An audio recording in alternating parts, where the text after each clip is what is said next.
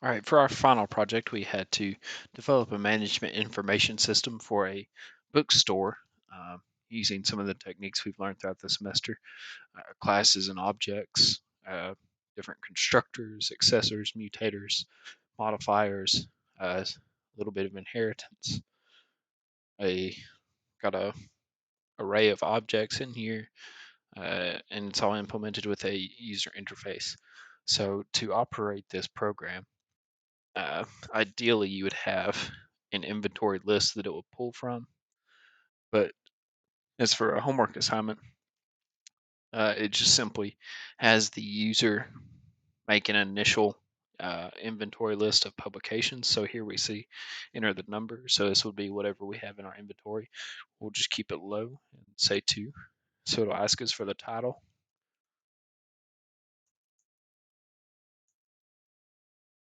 Then it will ask you for the price of that book. We'll say $19.99.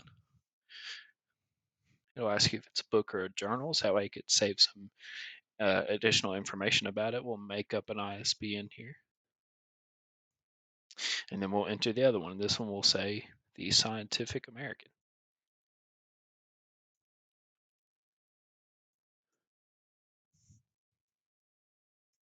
All right, and that is a journal. So we'll type J this time. This time it will ask you for a volume and issue number. And now we can see our menu here. So we have our options. We can enter 0 through 6. So for 0, it will display our bookstore at EMCS Boulevard. And then we can add a publication to our inventory. So we'll put in Pride and Prejudice. We'll say it's $24.99. Is a book. Another made up ISBN. All right, and now I can list the inventory. So this will put out the entire list. Sorry, typed in the wrong one. All right, so I actually typed in find a publication. So this will find an individual book and see if it is in our inventory. So hopefully we should type in the Scientific American if I can spell it right. And it will say we have one in stock, as we know that we do. All right, and we will list our inventory this time. We see Gone with the Wind is $20, Scientific American 10, and Pride and Prejudice is 25. All right, we have a customer, so we're going to go ahead and make a sale. So we type in 5 for sale. It will ask how many items we're selling. So we will keep it at 1.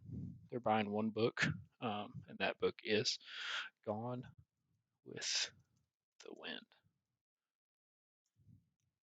And we can see that their total is $19.99.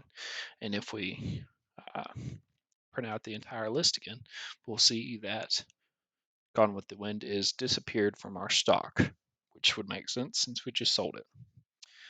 And our last uh, option we have here is to remove a publication. So maybe a book got tore up. It just wouldn't sell. You need to take it out. So we'll remove a publication, take out the Scientific American.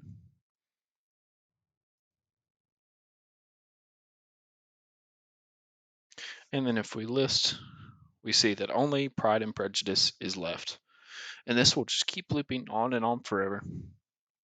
So you could go through your entire stock, looking up a book, finding a book, printing out books, and making sales.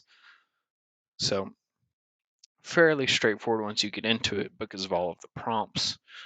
Uh, However, in the real world, the biggest difference I could think of would be that this code, which I will pull up now.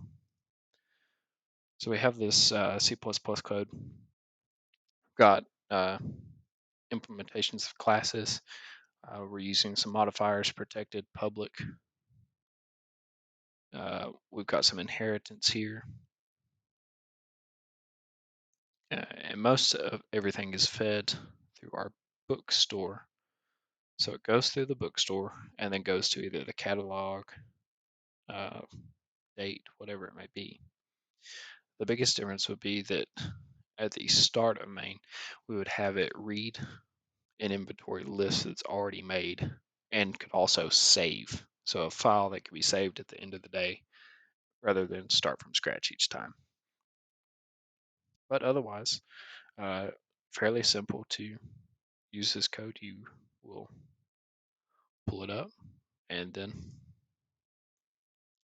easy as that, you just follow the directions as we see here.